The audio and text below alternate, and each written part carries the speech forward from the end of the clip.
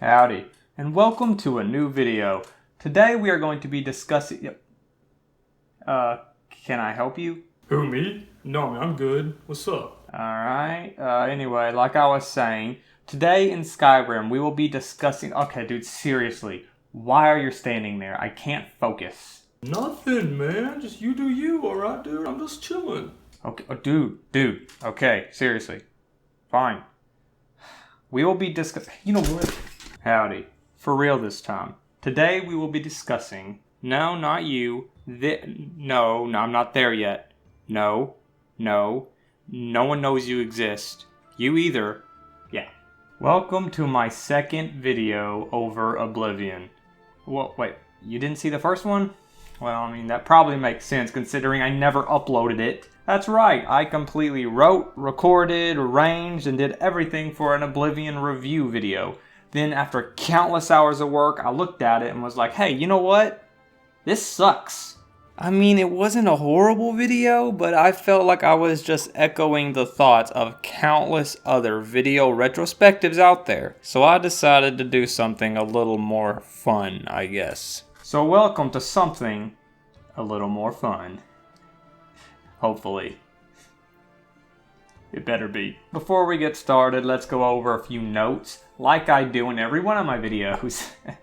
Sorry, this probably gets kind of repetitive, huh? I am going to be doing this in top threes. So the 3 best things about Oblivion and the 3 worst things about Oblivion.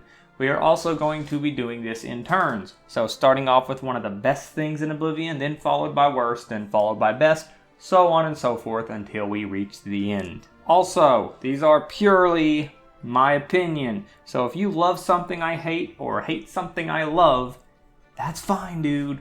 You're good, I promise you, alright? And lastly, these top 3 will be in no particular order. So, let's get started. Wait, oh yeah. Also, overall, I really loved Oblivion. So, even though I'm going to be talking about some of the worst parts of the game and making fun of the game a little bit at the game's expense, you know, please don't come at me like I just murdered your childhood, alright? This is all good fun. Let's start this thing off with some positivity. Because any upsides in 2020 is just a treat. We need this. That wasn't a joke. This seriously sucks. But back to video games, because why focus on the real world when I can bury my face in this beautiful world? That's the first best thing, the world of Oblivion. That transition was as smooth as butter. If you disagree, there's the door. It's a closet, but we're pretending it's a door. But anyways, I adore the Elder Scrolls universe immensely, and seeing different parts of it is always a huge treat. And Oblivion satisfies that incredibly well. From grassy plains to deep dark caves all the way to the capital city, Oblivion lays out a huge world of intrigue and made me want to play a few minutes longer every single time I turned it on just to see what I could discover around the corner. The towns are all so different and very unique. Some look like British-inspired streets, some look like elven forts, Dracula's castle, Viking settlements. It's all here and blends so smoothly into the overall world, and I adore it all so much. Then of course we have the claim to fame, that being Galban Jim's cave, baby. You know what it is? Oh yeah, also the Imperial City. This is something that I believe is wholly unique to Oblivion. I mean, yes, in Skyrim, Whiterun is the unofficial capital of that game. But this game has something that is completely unique and different. I quickly fell in love with this city, and like any good hub area, I got a familiarity with it and I felt like I was at home whenever I came back there. It feels so alive and so important to the world as a whole. I don't know, man, the small things make worlds like this feel so much bigger and so much more impactful with your decisions. Like how every city has a mages guild. Unlike Skyrim, where, okay, yes, I love the college as much as the next guy, but honestly that storyline was rushed. We even know that from looking at the code in the game. And overall, Skyrim, it felt like the mages didn't have a huge impact on the world because there was only one area in Skyrim where mages gathered as a whole. Well, Oblivion is the complete opposite. Mages are a central part of everything. Nerds rule. Okay, I may have written that in the script, but I regretted it the instant I said it. I'm sorry. In conclusion, the world of Tamriel is just as interesting here as it ever has been. Some parts may look a little dated, but keep in mind the year this came out in. For the time, I argue this was the absolute best in terms of role-playing worlds. Like everything in life, the good things must come to an end. And this video is no different, because let's start talking about the poopy bad stuff that I didn't like so much in Oblivion. First things first, the bloat. In every RPG there is a ton of side mechanics to split up gameplay and give the player something fun to do every now and again, like lockpicking, crafting, etc. This is normal and even expected. Skyrim did this with the before mentioned crafting and lockpicking, amongst other things. And in Skyrim this is very good to me, the perfect amount, and it's all interesting enough, and most importantly, it's not a bag of bullcrap, annoying stupid dumb crap. Yeah, Oblivion's side mechanics need to go lay down, because I hate almost all of them. First, why is this here? I mean, I get it. I understand why it's here. It's to represent increasing your relationship with NPCs. I understand it. But at the end of the day, it's clicking buttons depending on their facial expression. And I wouldn't care if this wasn't a necessary thing, but it is. At several points in the story, you gotta do this because NPCs require you to have a high relationship to get some information from them. I mean, it's not hard or frustrating, but cheesy and completely unnecessary. It just takes me out of it. It makes me feel like I'm playing a game and not an adventurer in a world like an RPG should make me feel like. But whatever, it's a small thing, who cares? Well, how about the worst lockpicking mechanic out of any game I've ever played? No matter how many times I tried or how many different approaches I made, this hardly worked. I streamed this game with you guys the first time I played it, and the chats all said that they usually just try to force it because it's so complicated in a really stupid way. It requires you to listen like a freaking hound dog. It's super annoying to deal with, and every time I seen something locked, I just got aggravated. Oh yeah, also, weapon durability. But I'm the opposite of a lot of players, because I actually usually really love weapon durability in games. It makes you manage your resources, try new weapons, and really watch what you're doing and make you think some more. But Oblivion, it just throws that against the wall and ruins it, because you can't repair enchanted items for like 90% of the game unless you invest heavily in it. It was so annoying because enchanted weapons are basically the only way to go in the game if you want to do any kind of damage. And knowing that my weapons would break in half a second, I was running around using my crappy weapons until I see a dangerous enemy, because dungeons take forever. And if my weapon's broken, I'm done for because I can't repair it. And most dungeons are, like I said, extremely long. So by the time I ended, I was fending off demons of hell with a sharp stick and a leaf wrapped around my waist. I swear, it's ignorant. There are some good side mechanics, don't get me wrong, but the vast majority were just super annoying and unnecessary complicated to me. Enough sadness. Let's get to some actual happiness, shall we? That was a horrible transition. I will do better, I promise. Jeez. Oblivion. The central story is so interesting to me on a conceptual level, much more than even Skyrim. The world is slowly being consumed by hell itself, with portals to a different realm opening up all over, and we're the only hope to save the world, and also Sean Bean. There are some downsides to the story, like the part where it's just, hey, go get these magical artifacts for like 2 hours. But, you know, fighting alongside Sean Bean, or, you know, being alongside Sean Bean and getting him these artifacts and watching him accept the role that fate has given him, and at the end when he's decked out with all these ancient artifacts I gathered, it's really like a big achievement when you hit the end of the game with that. The story is something to praise. Delphine is garbage, man. I really don't like her at all. Considering she is your right-hand man for all of Skyrim, it makes the story a slog when I'm stuck with her. But I loved Sean Bean so much, man. That's what I call him. Not to mention Oblivion itself. I know a lot of people dislike the Oblivion gates and see them as kind of repetitive, but I think the opposite. I started looking at them like puzzle rooms with different ways to solve each one, some way harder than others. Exploring Oblivion through these large puzzle rooms where one can be a large little staircase going down deeper and deeper into hell, another where you ascend towers and turn different levers. This is something I will definitely be remembering from years to come. But there are some parts of the game that I don't want to remember a few years from now. One of those being the ending. Yes, the ending of Oblivion is one of my worst parts of the game. They took this story and this character I love so much and they just did something I really didn't like. Also, spoiler warning, skip to right here if you don't want the ending of Oblivion spoiled for you. I will give you a few seconds.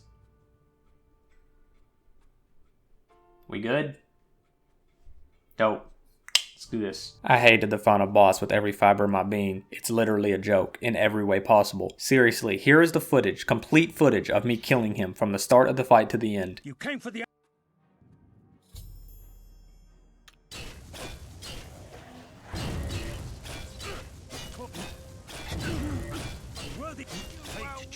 I was beyond disappointed with this. Then I seen the big boy himself show up and I was like, oh yeah, it's time for a true fight. Oh wait, I'll just have to run past him to a room and watch a cutscene.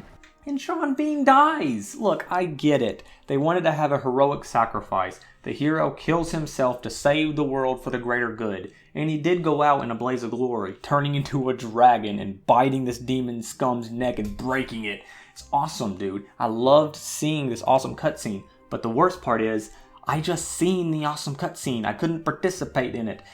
I mean, come on, guys. I wanted to fight this thing. I didn't want to have to just watch it. Like, it felt like a cop-out, man. I played for so many hours, gathering legendary items and pushing back the armies of hell basically single-handedly at every turn. Then the payoff is killing a beyond easy mage and then watching my beloved Bean die? Whatever. I do love the statue at the end to immortalize the sacrifice. Like I said, there is cool parts here, but overall, I didn't like the ending at all. But you know what else is awesome? The presentation. Everything, man, from the inventory screens to the awesome looking loading screens. This game screams adventure. See, Skyrim and ESO went for a bland, boring black and white style. I feel like I'm doing my taxes or something when I'm going through my inventory in Skyrim. In Oblivion, I feel like a hero journeying through a magical world, even when I'm doing something as simple as equipping a new weapon. The old stained scrolls are so cool and slick, man. All these icons are awesome and very immersive. I also love seeing my character over here directly representing what I equipped and what I do in this inventory, and even my ailments. Other small things like the aforementioned loading screens. These are awesome for me as a huge lover of artwork. Better than a 3D model of a sword. Some of Skyrim's are actually kinda awesome, but for the most part it's just a mixed bag. But most of Oblivion's I really liked. And the main menu, dude, oh my gosh, the main menu. This looks like Lord of the Rings crap, man. I love it so much. And the opening cutscene, dude. Here is my actual reaction to it. This is an RPG, man. This is an intro right here, dude.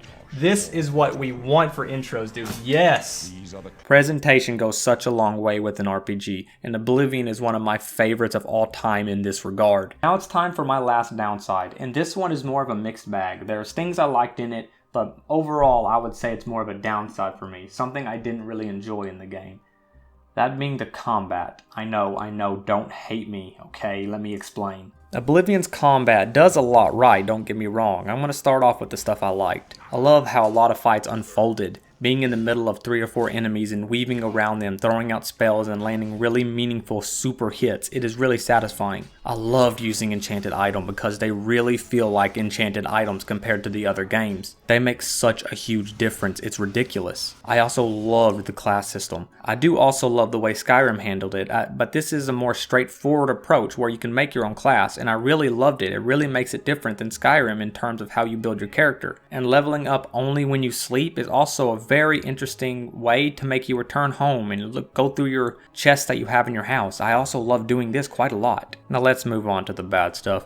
The biggest bad thing is the stagger system. I get it, you block light attacks and you dodge heavy ones, but some enemies' attacks are so quick that the heavy ones are impossible to dodge, I swear, and they punish you so much for it. The Chanfers, or whatever they call, the stupid dinosaurs, are the worst at this, doing stupid stun locks where I can't do anything for a long period of time. They also have a buff where whenever you hurt them, you hurt yourself. And if you're a warrior, this is really freaking annoying, and I found myself almost dead every time I got done fighting one of the freaking things, better yet 3 in a mage. Oh yeah, also sponges. Some enemies had far too much health and felt like I was just hitting a meat puppet. They weren't dangerous at all, but it was just annoying and took way too freaking long. I get it, that the zombies you have to hit with blunt weapons, not sharp weapons, but considering I only use sharp weapons, it made it where it just took forever. And the particle effects, oh my gosh, if you get caught on fire, say goodbye to your freaking vision, dude. Most of my issues in the combat can be summed up with this one fight here. Look, I get stun locked where I can't do anything. Seriously, no joke.